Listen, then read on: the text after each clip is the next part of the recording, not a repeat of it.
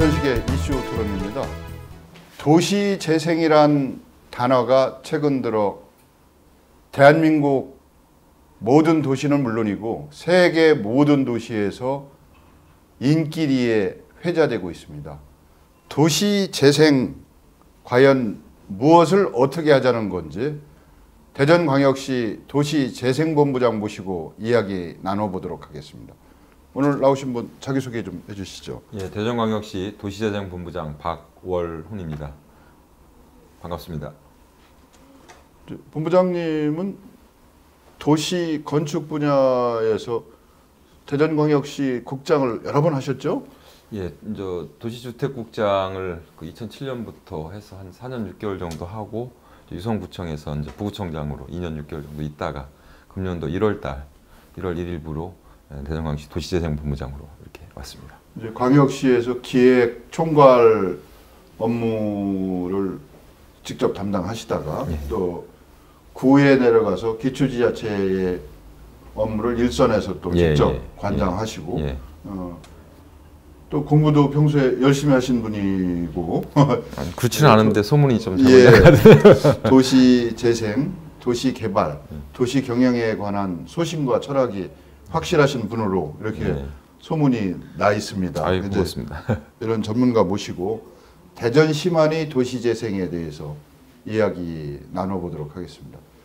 도시재생 뭐 이런 얘기를 많이 하는데 도시재생이라고 하는 것이 어떤 의미인가요? 예, 도시재생이라는 용어는 이제 박사님께서도 이제 서두에 말씀하셨습니다만 최근에 이제 굉장히 많이 회자는 되고 있습니다.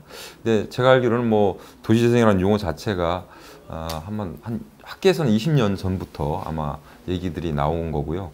대전시 같은 경우에도 도시재생과 관련해서 옛날에 이제 도시개발과가 있었습니다. 근데 이제 도시개발과가 도시관리과로 바뀌었다가 도시재생과로 바뀌었었습니다.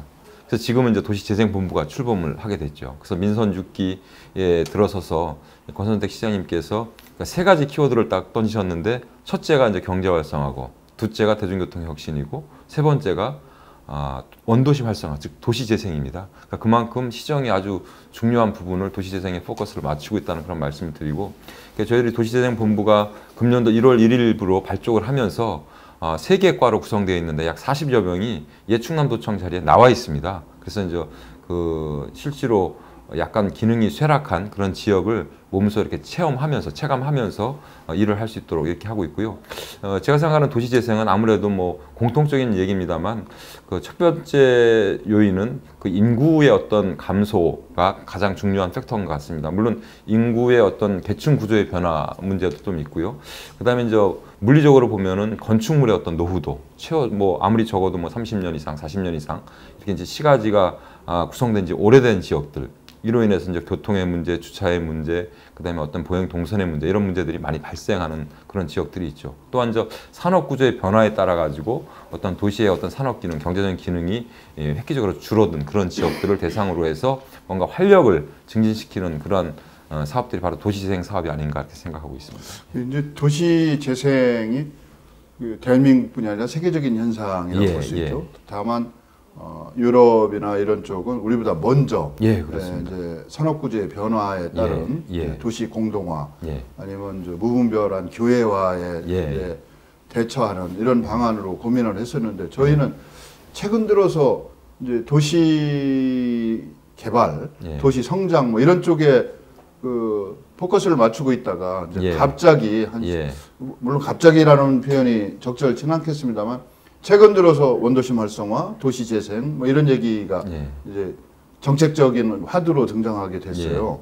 근데 이게 도시 쇠퇴라고 하는 것도 지금 말씀하신 대로 인구가 빠져나간다든지 뭐 고용률이 저하된다든지 뭐 여러 가지 징조가 있습니다만 이런 것이 하나나 두 가지의 징조가 아니라 총체적으로 보여지는 거죠. 예, 그렇습니다. 근데 대전 같은 경우에는 특히 이제 여기 원도심이라고 불리는 그 대전역서부터 중앙로를 거쳐서 옛 충남도청까지 이르는 이렇게 원도심 권역 이런 경우에는 사실은 어떤 산업 구조의 변화보다는 공공기관의 이전, 그다음에 신도심의 개발에 의한 어떤 도시 어떤 지역의 기능의 어떤 쇠락 이런 쪽으로 보는 게 맞을 것 같습니다.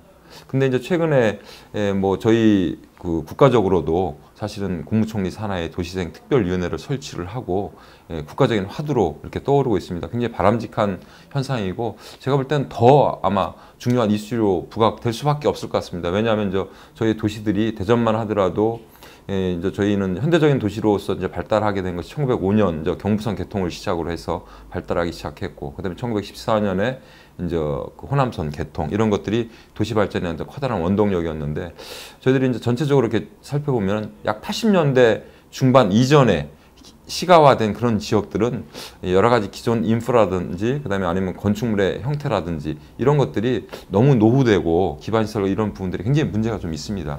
그래서 전반적으로 80년대 이전에 형성된 시가지 같은 경우는 어떤 정비 사업이나 재생이 굉장히 필요한 권역으로 좀 구분될 수 있고요. 80년대 중반을 기점으로 해서 그 이후에 시가화된 어떤 둔산이라든지 가오, 노은, 관저 이런 지역들은 이 관리가 주된 그런 도시 이슈로 이렇게 정리를 할 수 있을 것 같습니다. 이제 대전시만 해도 인구가 150만이 넘는 광역 지자체다 보니까 이제 권역별로 지역별로 그런 그 적절한 대책 마련이 필요할 것 같고요. 그런 구분이 이제 반드시 따라야 되겠는데 대전이 현재 위기 상황이다 이렇게 말씀하시는 분들이 많으셔요. 특히 세종시 출범 이후에 인구가 빠져나가고 있다. 인구가 감소되고 있는 건 사실이지 않습니까? 인구 감소가 이제 일시적으로 좀 있었죠. 근데 제가 볼 때는 뭐 지속적으로 있을 것 같지는 않습니다. 왜냐하면 이게 대전의 어떤 인구가 이제 154만 되는 엄청난 모도시고, 세종은 이제 뭐 신흥 그런 지역이기 때문에 어떤 획기적인 어떤 인구의 감소라든지 이런 것은 사실은 있을 수 없고요. 다만 그 대전과 세종시 또한 이제 옆에 있는 청주가 서로 이렇게 네트워킹을 이루면서 서로 상생하며 발전하는 형태가 도시 전체적인 어떤 지역적인 측면에서 바람직한 것으로 이렇게 보이고요. 인구 150만 도시가 갖는 어떤 문화 인프라, 교육 인프라, 의료, 복지 인프라 이런 것들을 인구 최근에 어떤 생성된 신도시가 어떤 그런 형태를 그대로 이렇게 답습하거나 이렇게 할 수가 없습니다. 그래서 서로가 상생하는 방향으로 가야지만 서로가 발전할 수 있으리라 이렇게 생각하고 있습니다. 예, 뭐 그 말씀 이제 책임자로서 당연히 그렇게 말씀을 하셔야 옳다고 생각이 되는데 이제 최근 들어서 시민들이 느끼는 불안감 같은 것은 이제 지금이 위기인데 도대체 어떤 식의 대책이 있느냐 궁금해하시는 분이 많아요. 뭐 비근한 사례를 든다고 하면 서대전역 KTX 정차 문제 같은 경우, 그 뭐 여론도 상당히 이제 비등했지만 뭐 결과는 우리가 주장한 것만큼 얻지를 못했고, 하여튼 여러 가지 이유로 세종시도 그 중에 하나의 원인이 될 것 같고, 이 도시재생이라고 하는 것이 좀 큰 틀에서 시급하지 않을까. 그 대전이 갖고 있는 아까 그 경부선과 호남선이라고 하는 것이 상징적인 의미가 있거든요. 대전 발전에 기초 초석을 마련한 원동력이었었는데 그 분야에서 빠져나가게 된다고 하면 과거에 공주가 충남도청이 공주에 있었지 않습니까? 그런 사태가 역전되는 것이 아닌가. 뭐 프랭카드 공주 지역에 가보면 80년 만에 되찾아온 우리 철도 뭐 이런 식으로 해놨더라고요. 그래서 위기라고 느끼는 것은 시민들만의 생각인지 아니면 그 대전시에서는 위기는 아니고 일시적인 현상이다. 근데 이제 저희 대전시 입장에서는 이러한 부분을 위기의식을 가지고 대처를 해야 된다고 봅니다.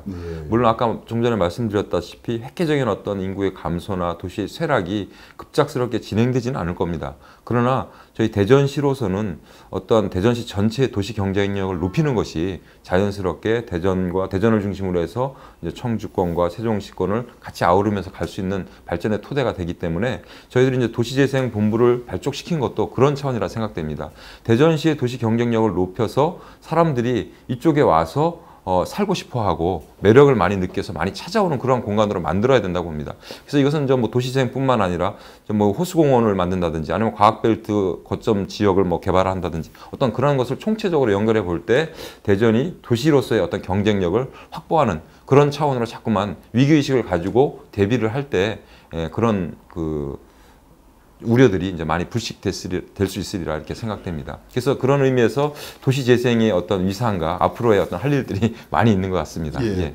이제 우리 도시 전문가가 도시재생본부장으로 새로운 기구에 새로운 책임자로 오시게 돼서 뭐 한편으로는 든든한 측면도 있습니다만 이것이 이제 어느 개인이나 어느 한 조직이 움직여서 될 수 있는 문제는 아니기 때문에 그만큼 큰 차원에서 종합적이고 체계적으로 움직여야 되기 때문에 이건 어떤 국가도 반드시 또 개입이 돼야 되는 부분이고 지방정부가 할 수 있는 한계가 있을 것 같아서 이제 저희가 결국 도시재생의 궁극적인 목표라고 하는 것은 사람이 모여드는 도시, 활기 있는 도시, 뭐 살고 싶은 도시, 뭐 이렇게 추상적으로 얘기할 수 있는데 그걸 구체적인 지표로 들어서 얘기를 한다면 어떤 부분을 어떻게 만드시겠다든지 뭐 이런 것이 도시재생의 목표가 될 것 같은데. 그러니까 저희가 이제 도시재생 본부를 발족하면서 이제 5가지 방향을 좀 잡았습니다. 그래서 이제 구체적으로 한 가지씩 말씀드리면 첫째는 이제 역사와 문화가 이제 살아있는 그런 도시재생을 지향했다는 겁니다. 이것은 무슨 얘기냐면 지금까지는 보면 어떤 물리적인 환경 정비를 우선시하는 그런 정책들이 사실 많이 있었습니다. 그러나 이제 대전을 이렇게 둘러보면은 사실은 깊은 역사는 뭐 현대적인 도시의 발전사에서 그렇게 많지는 않지만 그래도 이제 근대 문화유산들이 많이 잔존하고 있습니다. 그래서 이제 옛 충남 도청을 비롯해서 그다음에 옛 충남도 관사촌이라든지 대전역을 중심으로 해서 보급 창고, 그다음에 이제 40동에 이르는 철도 관사촌, 그다음에 여러 가지 구 식산은행 자리라든지 이런 어떤 근대 문화유산들이 많이 산재해 있기 때문에 이러한 부분들을 잘 활용해서 도시의 활력을 넣는 그런 어떤 모티브로 삼을 필요가 있다. 그래서 지역 자원과 우리가 가지고 있는 근대 문화유산들을 잘 활용하는 역사와 문화를 활용해서 활력을 불어넣는 어떤 그런 도시재생을 추구하겠다는 말씀이고요. 두 번째는 이 아까 말씀하신 이제 공동체가 살아있는 어떤 민간 협치형 이러한 도시재생을 추구하겠다. 지금까지는 보면은 아무래도 이제 관에서 주도해서 계획을 만들고 공청회 형식으로 설명회를 한번 가진 다음에 동의를 받고 진행하고 이런 식이 주였지 않습니까? 그래서 이제 앞으로는 좀 시간이 좀 걸리더라도 주민들이 함께 계획하고 함께 의견을 내서 다듬는 그런 방식으로 좀 많이 바꾸려고 합니다. 정부에서도 이제 도시재생 공모 사업을 할 때 이러한 부분들, 마을 공동체가 어떤 활동을 하는지, 어떤 의견을 내서 어떻게 반영했는지를 굉장히 중시합니다. 이렇게 해야지만 사실은 지속 가능성이 있습니다. 그래서 이제 관에서 하는 것은 일시적으로는 효율적으로 보일지는 몰라도 지속성을 담보할 수 없기 때문에 앞으로는 좀 더디 가더라도 공동체, 민간 협치형 이런 도시재생을 추구하겠다는 말씀드리고요. 세 번째는 이제 원도심 활성화 및 지역 균형 발전 실현입니다. 원도심 그러면 사실은 이 동중구 지역 이 지역만 생각하기 쉬운데요. 사실은 이것도 이제 원도심이죠. 그러나 이거 외에도 이제 신탄진이라는 어떤 오래된 그런 도심이 있고 또한 이제 유성시장 주변이라든지 서구 도마변동 이런 지역들이 있습니다. 그래서 물론 이제 원도심 요 권역을 우선시해가지고 이제 발전시키는 건 중요하지만 다른 지역들도 골고루 이렇게 갈 수 있는 이제 균형 발전을 도모하겠다는 그런 방향을 가지고 있고요. 네 번째는 이제 수요자 중심 맞춤형 도시재생을 좀 하겠다. 이것은 이제 정비사업과도 굉장히 관계가 됩니다. 지금까지 이제 2020년 도시 및 주거환경 정비 기본 계획을 보게 되면 저희들이 이제 172개의 정비 예정 구역이 있습니다. 근데 그런 것들은 대부분 물리적인 건축물의 노후도를 기준으로 하거나 아니면 주민들이 여기 재개발하겠습니다, 재건축하겠습니다 이런 동의에 의해서 이제 예정 구역이 됐단 말이죠. 근데 이제 지금 와서 여러 가지 주택 경기의 문제라든지, 그다음에 주택 보급률 관계, 그다음에 주거 어떤 수요 이런 것을 봤을 때 예정 구역을 해제해달라는 그런 민원들이 많이 있고 소규모로 할 수밖에 없는 그런 여건들이 많이 있습니다. 그래서 저희들이 이번에 도시 및 주거환경 정비 기본 계획을 정비를 하면서 획기적으로 주민들의 의견을 받고 거기에 따라서 해제할 것은 과감하게 해제하고 또한 주민들의 의견이 이제 탁 합치가 돼가지고 이 부분은 정말 재개발이나 재건축으로 가야 되겠다. 그런 부분에 대해서는 용적률이라든지 행정적인 지원을 적극적으로 더 해가지고 사업이 진행될 수 있는 그런 방향으로 하겠다는 말씀 드리고요. 그다음에 예정구역에서 해제되는 그런 부분에 대해서는 지금 현재 이제 저희들이 순환형 임대주택을 정부에서 최초로 이렇게 시행하고 있습니다. 그래서 내년도 6월이면 준공됩니다. 1차분이 99세대가. 그렇게 되면 2채나 5채나 10채나 소규모 주거 정비 방식으로 도입하려고 합니다. 그래서 그러한 어떤 낡고 오래된 그 주거 환경을 가지신 분들이 리모델링하거나 신축을 하는 기간 동안에 순환형 임대주택에서 2년이든 3년이든 사시고 그다음에 그 부분이 다 정비가 되면 다시 그 지역으로 들어가서 사는 방식, 즉 커뮤니티가 깨지지 않는 방향으로 소규모 주거 정비 방식을 좀 채택해서 하려고 하는 그런 계기가 같습니다. 그래서 전체적으로 수요자 중심 맞춤형으로 도시재생을 하겠다. 마지막으로는 저희들이 이제 뭐 여러 가지 도시재생 사업을 하면서 그 디자인에 너무 약간 관심을 쓰지 않는 경우가 많이 있습니다. 그러나 뭐 디자인이라 그래가지고 무조건 뭐 새 것으로 하고 뭔가 삐까뻔쩍하게 하는 게 아니라 정말 기능적인 것도 만족하면서도 그런 인지성도 높고 유니버셜 디자인이라든지 요즘 뭐 그런 셉테드라든지 이런 개념들이 요즘 많이 회자되고 있는데, 그래서 도시의 품격을 더하는 그런 도시 디자인, 도시 재생을 하겠다. 이제 그런 5가지 방향을 가지고 도시를 좀 더 활력 있게 만들어 가고자 이제 노력할 계획입니다. 저희가 도시 개발 정책, 도시 성장 정책이라고 하는 것이 초고속 성장 시대, 압축 성장 시대의 패러다임이었었는데 그걸 그대로 답습하는 것이 아니라 새로운 패러다임을 만들어서 가겠다. 뭐 이렇게 이해가 되는데요. 그 중에서도 이제 방금 전에 설명을 해주셨지만 순환형 임대주택, 순환형 개발이죠.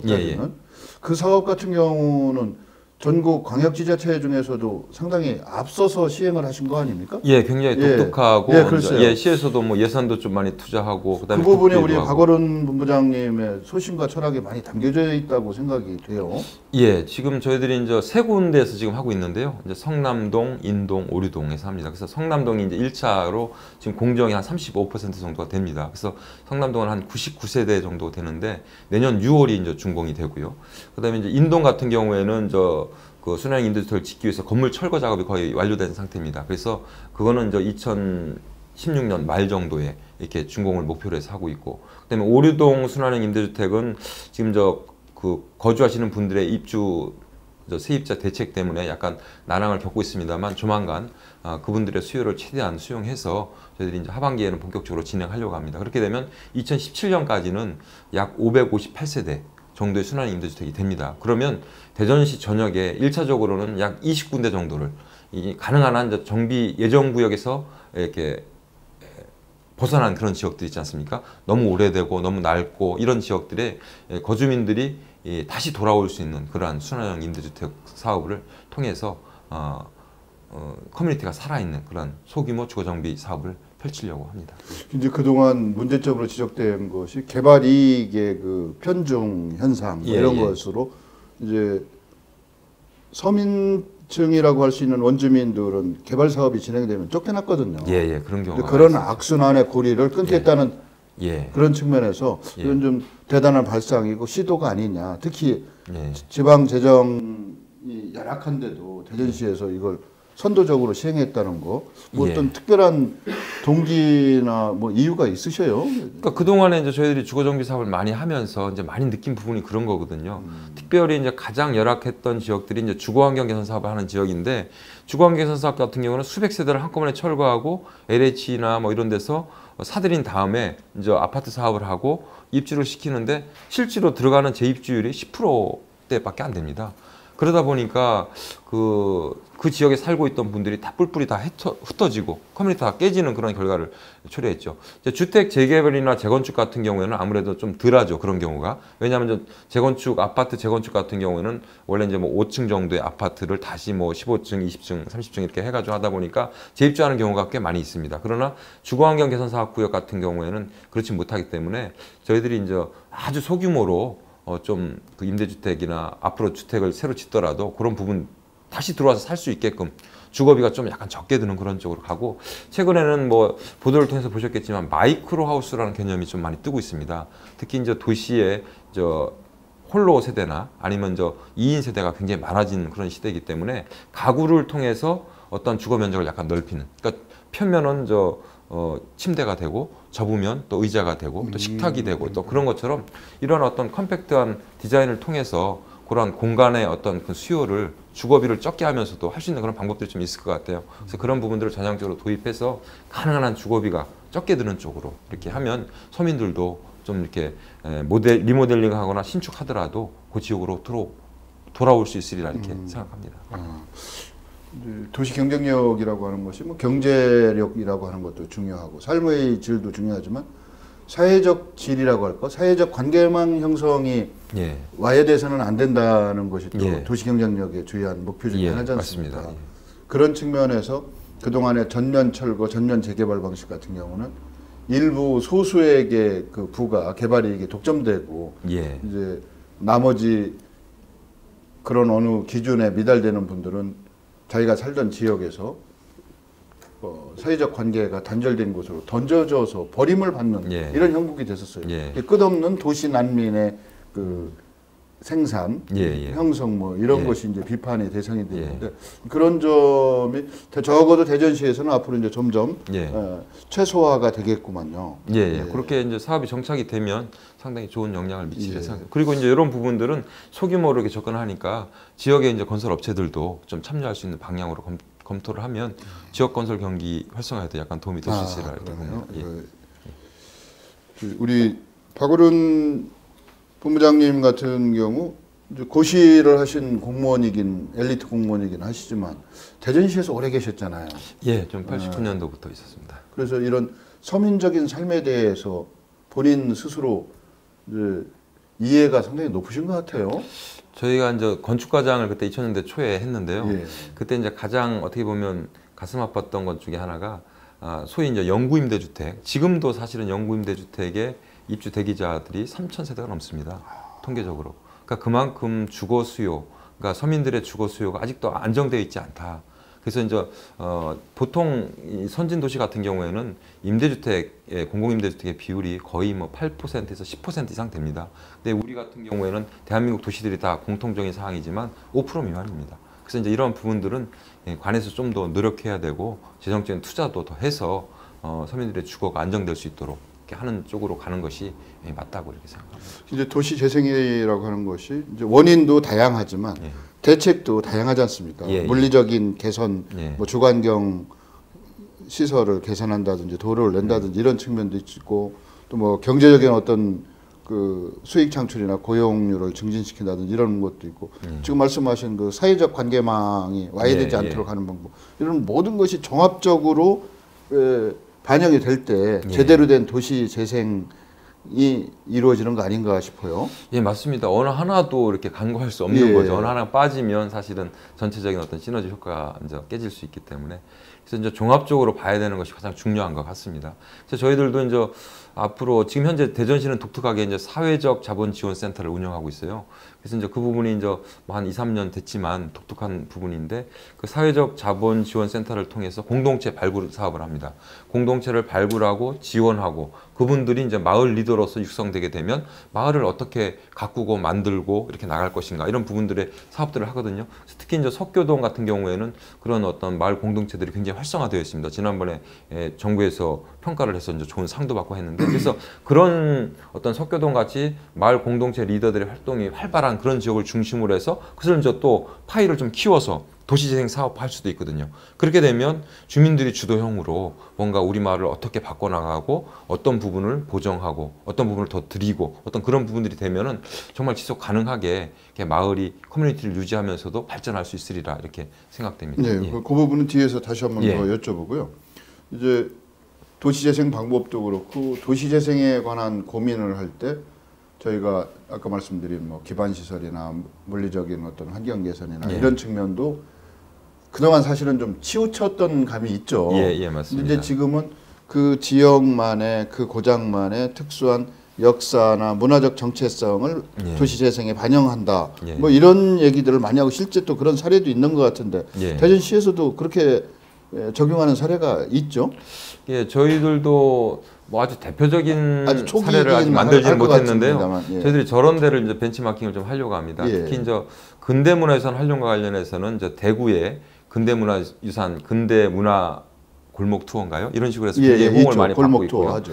군산 같은 경우에도 옛날에 이제 조선은행 자리라든지 군산 부두 뭐 이런 것을 활용해서 관광객을 많이 모으고 경제적인 효과도 이제 이렇게 하고 있습니다. 그래서 저희 같은 경우에도 그 시장님 공약 사항 중에 하나가 이 원도심로 일대를 도청을 중심으로 해서 문화유산 근대문화예술특구 이런 식으로 이제 지정을 해서 이런 부분들을 네트워킹화하겠다. 그리고 특히 이제 옛 충남 도청 도관사 이런 경우가 이제 10동이나 되는데 6동이 30년대 건물입니다. 그래서 벌써 1호 관사는 리모델링 작업에 들어갔고요. 그래서 그런 지역들을 주민들이 이제 오셔가지고 차도 마시고 전시도 좀 보고 그다음에 또 한편으로는 아티스트들이 거기서 이제 묵으면서 레지던스 하면서 거기서 이제 또한 그 창작품을 생산해내고 전시하고, 그다음에 또 하는 공간은 게스트하우스로, 그러니까 대전의 근대문화유산 투어를 하는 분들에게 저렴하게 숙박을 또 제공해서 지속적으로 이제 선순환할 수 있는 그런 구조로 가려고 합니다. 그리고 이제 저쪽 대전역 같은 경우에도 이제 철도 관사청 같은 데서 이미 레지던스가 지금 이루어지고 있습니다. 그래서 이제 작년에 레지던시를 하면서 이렇게 이제 발굴된 그런 작품들을 지금 현재 옛 충남도청에서 전시를 하고 있습니다. 그래서 이제 그런 순환 체계가 계속 이루어질 수 있도록 그렇게 하는 게 중요하고, 문화 콘텐츠 같은 것을 좀 잘 입히고, 그다음에 지금 가지고 있는 근대 문화유산들을 네트워킹화해서 경제적으로 좀 도움되고 많은 사람들이 찾아올 수 있도록 이렇게 하려고 합니다. 지금까지 저희들이 좋다고 느낀 것은 이제 새로운 거, 큰 거, 이런 것을 저희가 만들어내려고 노력을 했는데 작지만 익숙한 것도 좋은 것이다. 이렇게 좀 생각을 바꿀 필요도 있을 것 같아요. 예, 그렇습니다. 그리고 이제 저희도 이제 제가 이제 도시재생 본부장으로 취임하면서 가장 일성으로 제일 먼저 걸은 건 뭐냐면 중앙로를 차 없는 거리로 많이 운영하겠다는 거였습니다. 왜냐하면 중앙로를 떠나서 사실 원도심 활성화를 얘기하기가 어렵습니다. 그리고 이제 뭐 2009년도에도 아마 그 중앙로를 대중교통 전용지구로 하려다가 이제 반대가 있고 해가지고 하지 못했는데, 저는 장기적으로 가야 된다고 봅니다. 우리 시장님께서도 오늘 이번에 유럽 출장을 다녀오셔서 유럽의 많은 선진 도시들이 보행 환경 위주로 바꿨을 때 활력이 생기고, 그다음에 문화 콘텐츠를 입힐 수 있고 경제도 살아나는 그런 도시들이 많다는 것을 이제 말씀하셨는데, 그래서 저희들도 요번에 이제 금년도에도 어린이날 행사를 비롯해서 원도심 일원에, 중앙로 일원에 여기서 하는 행사들을 좀 많이 하려고 합니다. 그래서 지원도 좀 해주고, 그래서 모든 시민들이 이런 어떤 보행 위주의 공간이 됐을 때 도시의 어떤 활성화가 일어난다, 생기가 돈다는 것을 학습해야 됩니다. 그래서 한 3년이나 그 이후에는 그 차선을 6차선에서 좀 줄여서 보행 공간을 많이 만들어주고 그 속에 이제 문화 활동들이 많이 일어나도록 하는 그런 방향으로 좀 검토를 하고 있습니다. 그렇죠. 보행자가 많아야 생기가 있고 안전하고 그 도시가 살아나는 거죠. 맞습니다. 아주 뭐 이제 우리 박어른 본부장님 역할에 기대가 이제 커지는데요. 점점 이제 도시재생센터가 구성이 바로 되죠? 지금 저희들이 이제 검토를 하고 있고요.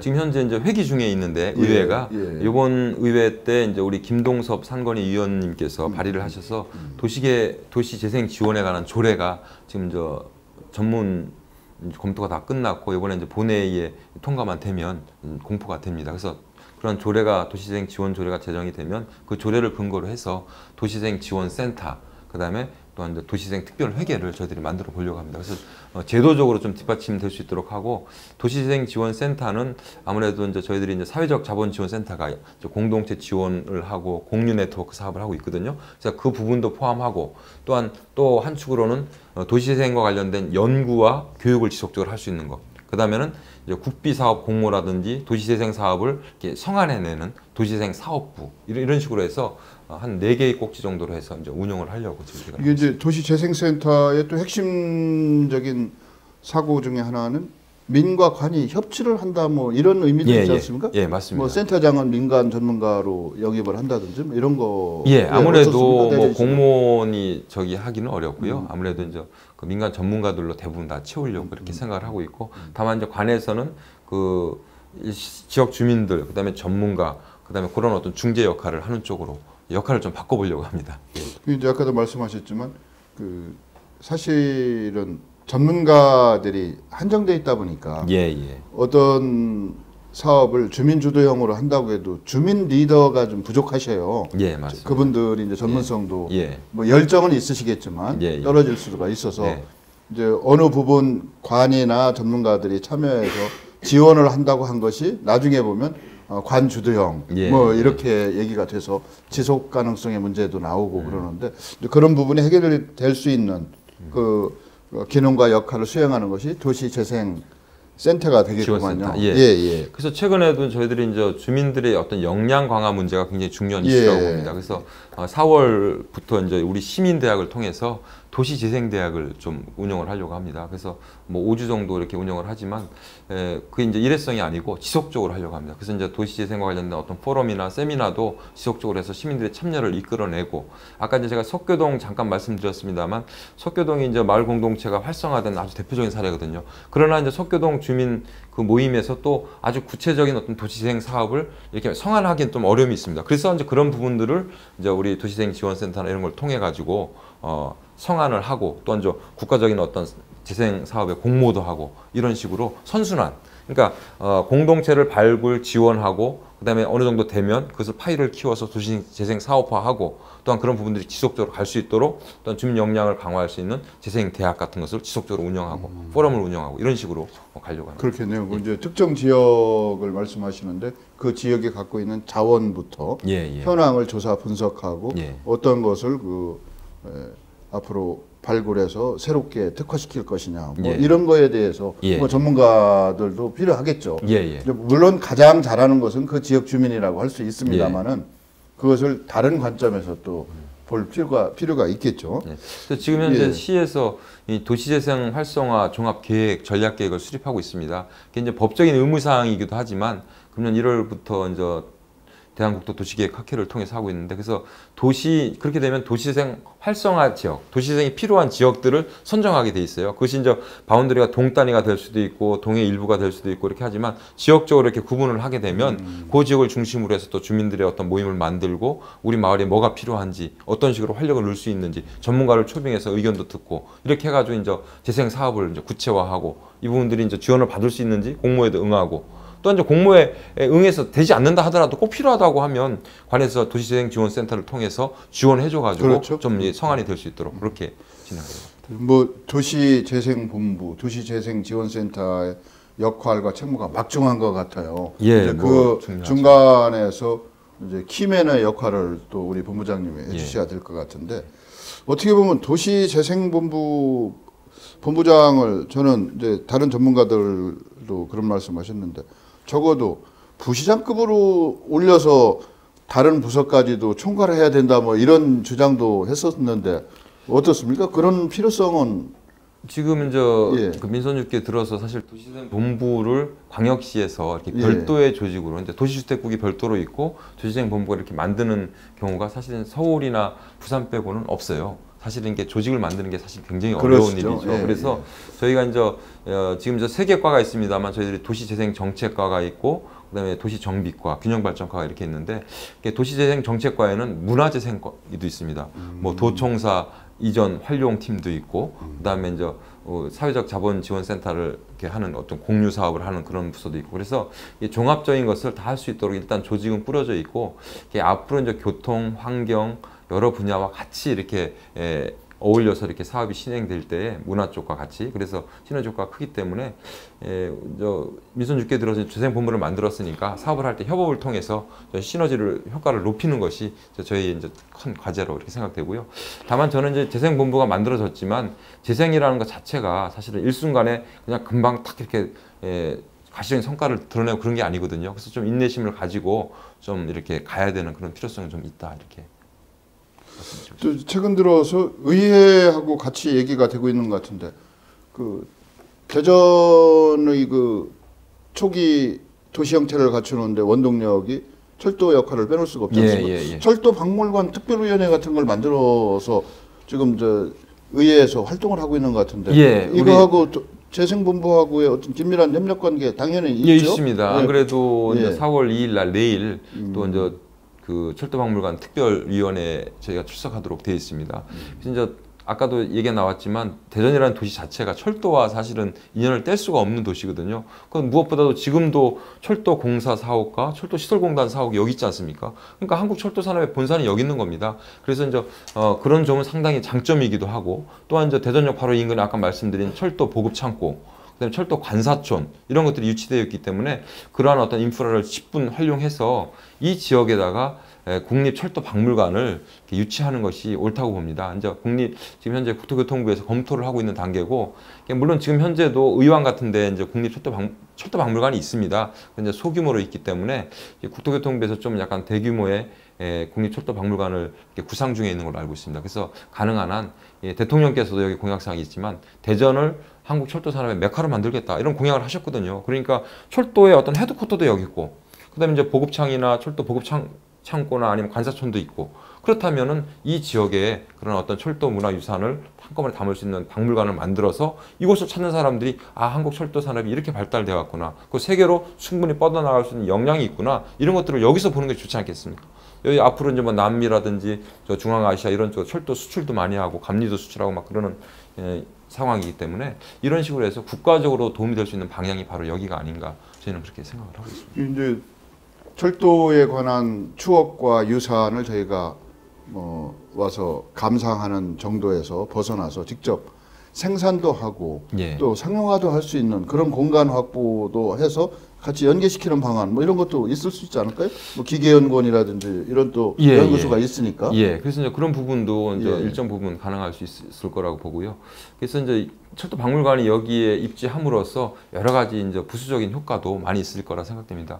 하여간 여기에 이제 한국철도공사, 철도시설공단이 여기 있다는 말은 사실 여기를 중심으로 해서 철도 산업의 어떤 클러스터가 이루어져도 충분히 그런 역할들을 감당할 수 있는 그런 상황이니까요. 저희들도 적극적으로 이렇게 노력하겠습니다. 그 말씀하시니까 이제 철도가 갖고 있는 상징적인 의미가 대단하거든요. 저도 철도 이용을 많이 하는 편인데 철도에 가보면 이 지역의 유명한 빵집이 입주해 있어서 줄을 서서 빵을 사간단 말이에요. 그러면 제가 볼 때는 그런 점을 저희가 확대해서 그걸 뭐 무조건 할 수는 없겠지만 뭔가 대전의 정체성과 대전의 상징성을 나타낼 수 있는 어떤 아이디어가 그 지역을 대전역을 중심으로 구현될 수도 있지 않겠느냐. 지금 이제 철도 박물관에서 그런 역할도 뭐 하실 수도 있겠지만 더 긴밀하게 코레일이나 시설공단하고 협력 관계를 유지해서 뭔가 좀 새로운 아이디어, 뭐 지역경제 활성화, 뭐 고용 창출 이런 것까지 포용하고 대전이 갖고 있는 철도라고 하는 그 명분과 당위성을 구체적으로 실현할 수 있는 이런 방안 모색도 좀 같이 하시는 것이 옳지 않을까 뭐 이런 생각이 드네요. 맞습니다. 지금 현재도 저희들이 이제 철도 역세권, 대전 역세권 개발 계획을 2009년도 이제 고시할 때도 그 당시도 이제 그 총괄 계획가께서도 어떤 저기를 말씀하셨냐면 전통 그 문화 전수관이 지금 저 세워져 있잖아요. 나래관. 나래관이 전통 나래관이 거기 있는데 이제 그런 어떤 활동들이 단순하게 거기서만 전시하는 게 아니라 실제로 이제 앞으로는 철도 대전역 인근에 동광장 인근을 개발하면서 이제 선상에 이제 데크 공원이 이제 구성됩니다. 그러면 그 데크 공원을 이용해서 사실은 무형문화재 이런 분들이 생산한 어떠한 그 물건이라든지 아니면 그 행위들을 거기서 이제 전시도 하고 판매도 하고 이런 기능이 일어날 수 있거든요. 그러니까 대전역이 이제 앞으로 컨벤션 산업도 굉장히 발달할 수 있는 가능성이 많고 하기 때문에 그런 부분들을 종합적으로 이렇게 하면은 그 대전 역세권 이 발전에도 상당히 도움이 될 수 있으리라고 생각됩니다. 이제 코레일 말씀을 자꾸 드려서 죄송한데 코레일의 그 최고 경영자, 뭐 감사 이런 분들이 또 지역 출신이시지 않습니까? 그래서 그분들도 관심이 많으신 것 같아요. 지역 발전에 우리가 어떻게 기여할 것인가, 어떻게 협력할 것인가. 차제에 박물관을 포함해서 철도가 초창기 대전시를 만드는데 결정적인 기여를 했듯이 뭐 지금 뭐 위기든 위기라고 하지 않든 이 시점에서 또 새로운 역할을 할 수 있기를 뭐 시민들과 함께 기대를 해보겠습니다. 안 그래도 이제 그쪽에는 이제 하여간 대전 역사 증축 문제가 이제 구체적으로 진행되고 있고 동광장 주변에 이제 코레일이 가진 땅들이 꽤 있습니다. 그래서 그 부분들 이제 복합구역이라고 하는데 그 부분에 이제 환승센터도 들어가고, 그러니까 세종시에서 대전역까지 오는 BRT 환승센터가 거기 들어가게 되고, 그래서 이제 코레일이 가진 땅을 중심으로 해서 저희들이 선도 구역으로 해서 좀 개발을 하려고 합니다. 그래서 이제 코레일이 민자를 유치할 수 있도록 어떤 기반시설 부담을 좀 획기적으로 줄여줘서 사업이 성사될 수 있도록 그렇게 검토를 하고 있습니다. 그래서 모든 시민들과 함께 기대를 좀 해보겠습니다. 이제 도시재생본부의 뭐 역할에 대해서 저희가 이제 많이 알게 됐는데 이제 도시재생본부가 갖고 있는 뭐 제 개인적인 소견이 아니라 그 부시장급, 적어도 기획관리실장급으로 그 직급도 좀 올라가야 되는 것이 아니냐 뭐 이런 얘기도 많이 하고 계시고 또 거기에 그 다양한 분야의 그 전문가들 뭐 물론 도시재생 지원센터도 있겠습니다만 더 많이 참여할 수 있도록 직접적인 고용이 됐든 뭐 간접적인 위탁이 됐든 뭐 이런 것까지 포함해서 재생본부에서 역할과 책무를 다하기에 어떤 애로사항이나 장애 요인이 있다고 하면 자세히 한번 말씀 좀 해주시죠. 일단 뭐 저희들이 이제 맨 처음에 1월 1일 날 이쪽으로 옛 충남도청으로 이제 둔산에서 이쪽으로 나오다 보니까 뭐 좀 어떻게 보면 뭐 썰렁한 그런 기분이 있었죠. 그러나 지금 이제 굉장히 벌써 정이 많이 들었고, 예, 원도심의 어떤 상황에 대해서 이제 체감을 하게 되니까 정책 수행을 하는데도 이제 상당히 도움이 됩니다. 다만 이제 시민 여러분들한테 제가 꼭 말씀드리고 싶은 것은 도시재생이 사실 하루아침에 이루어지는 것이 아닙니다. 인내심을 갖고 적극적인 참여가 있어야지만 그건 가능하거든요. 그래서 이제 그런 부분들에 대해서는 적극적으로 협조를 해주십사 그런 말씀을 드리고요. 그다음에 이제 앞으로 이제 도시재생이 단순하게 뭐 도시 건축, 문화 이뿐만 아니라 환경과 교통 이러한 분야들, 경제 분야 이런 것들이 이제 같이 융합돼야지만 효과가 나타날 수 있기 때문에 지금 시장님께서도 전사적으로 이렇게 지원을 많이 해주고 계신데 앞으로도 이런 부분들에 대해서 뭐 예를 들면 중앙로에 차 없는 거리 운영하는 것도 마찬가지입니다. 그걸 도시재생본부에서 행사를 다 하는 게 아니지 않습니까? 그럼 뭐 어린이날 행사는 보건복지국에서 하고 또 뭐 환경 관련돼서 환경국에서 하게 되고 여러 가지 이제 또 교통국에서 하는 행사가 있고 그러니까 그런 부분들을 전사적으로 협조해서 가게 되면 도시재생에 이제 좋은 꽃을 좀 피울 수 있으리라 이렇게 생각됩니다. 예. 이제 지방정부가 갖고 있는 여러 가지 한계 때문에 특히 재정 능력의 부족 때문에 예. 중앙정부에서 지원을 받을 수밖에 없는데 예. 충남도청이나 저 대전역 앞 같은 경우 재생 선도구역으로 예. 됐던가요? 뭐 이래서 그 사업을 지금 시작하고 계신 걸로 알고 있는데 예, 그건 어떻게 되는 겁니까? 역세권 구역 같은 경우에는 저희들이 이제 재정비 촉진계획 구역이라서 이제 신안동길이라든지 삼가로 이런 기반시설 인프라 하는데 사실 몇백억씩 예산을 지원받아서 지금도 하고 있습니다. 다만 이제 앞으로 이제 도시재생 그 사업을 공모하는 게 있습니다. 그래서 경제 기반형이 있고 이제 근린 재생형이 있는데 경제 기반형 같은 경우에는 좀 국비 지원 규모도 큽니다. 약 250억까지 이렇게 지원을 해주고 근린 재생형은 60억에서 100억 정도 이렇게 지원해 주는데 그래서 저희는 이제 여기 대전역서부터 충남도청 중앙로 이런 부분들을 이게 이제 굉장히 큰 권역이기 때문에 경제 기반형으로 도시재생 사업을 공모를 하려고 지금 준비를 하고 있습니다. 4월 말까지는 올려 보내야 되는데요. 그래서 이제 그런 부분들을 적극적으로 해서 국비를 좀 지원받아서 좀 약간 탄력을 받을 수 있는 방향으로 가야 될 것 같습니다. 그리고 이 부분은 누가 보더라도 사실은 굉장히 좀 설득력이 있지 않습니까? 대전역이라는 커다란 앵커가 있고, 그다음에 옛 충남도청사 국유지를 잘 활용하는 그런 부분이 있고, 그다음에 차 없는 거리로 연결하는 그런 부분이 있기 때문에 도시적인 맥락에서의 매력도 상당히 있어 보입니다. 그래서 그런 부분을 잘 포장해서 우리가 이제 부족한 그런 재정 능력들을 국가로부터 좀 지원받고 관심을 불러일으켜서 민자도 좀 유치하고 국유지를 활용할 때 그런 식으로 좀 노력하겠습니다. 이제 대전 원도심 발전이 활발하게 이루어질 것이다 기대를 해보는데 원도심 하면 동구, 중구를 흔히들 얘기를 해요. 근데 이제 대덕구 입장에서 보면 대덕구는 원도심의 영화를 누려본 적도 없어요. 신탄지. 농촌형에서 어느 날 갑자기 대전시로 편입돼서 그대로 이제 과거형으로 현재까지 와 있는데 그런 쪽에도 도시 재생 차원에서 아까 지역적인 균형 발전 이런 말씀을 해주셨는데 어떤 그 특별한 그 정책 대안이 실천이 돼야 되지 않을까 싶어요. 그래서 저희들이 볼 때는 대덕구에 지금 엑슬로 타워가 입주를 했죠. 그래서 아마 상주 인구가 상당히 많이 늘어났을 겁니다. 그래서 신탄진역을 중심으로 해서 남한재지 공장 이전 부지가 또 남아 있지 않습니까? 그래서 그런 부분들이 사실 주거지로 개발하려는 그런 움직임이 있기 때문에 그런 것을 통해서 사실은 상주 인구들이 어느 정도 좀 채워져야 될 그런 과제가 있고요. 그다음에 호남선 국철화를 통해서 어떤 긴밀한 네트워킹이 되게 되면은 그런 어떤 대덕구 지역의 그 발전의 어떤 획기적인 어떤 계기가 되지 않을까 이런 생각들을 갖고 있습니다. 그래서 도시재생이 어떤 대중교통과도 사실 굉장히 밀접한 관계가 있고, 그다음에 상주 인구 이런 부분들도 관계되니까 그렇게 되면 대덕구 지역이 좀 약간 활력을 찾는 계기가 되지 않을까 이렇게 생각을 하고 있습니다.